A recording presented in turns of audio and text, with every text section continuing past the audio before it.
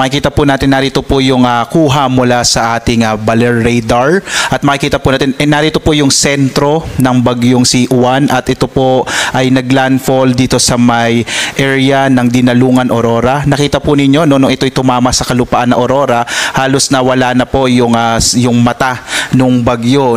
Usually po nangyayari po ito kapag yung bagyo ay tumatama sa lupa, nagiging nasisira po yung mata niya dahil po bahagya po itong humihina. Gayunpaman, malakas na bagyo pa rin po ang dala nito. Posible po sa mamayang 2 AM update natin ay typhoon category na po mula sa super typhoon ang bagyong si Juan. Pero makikita nyo po na ito po ay direktang tumama dito sa may bahagi ng Dinalungan sa lalawigan ng Aurora. So ito po yung nakaranas po ng malalakas na hangin na dulot po ng bagyong Juan. Sa ngayon po as of 10 PM naman ay huling namataan ang sentro ng mata ng bagyong Juan dito po sa may bahagi ng Kasibu sa lalawigan ng Nueva Vizcaya. Sa ngayon ang kanyang lakas ay nasa 185 kilometers per hour, malapit sa gitna, pero makikita nyo po ang kanyang pagbugso ay nasa 255 kilometers per hour. Ito po ay lumakas yung pagbugso niya, lalo tumatama po kasi ito sa kalupaan. At muli po, nais ko pong bigyan din na yung mga lugar po, lalo na yung mga nasa taas ng bundok,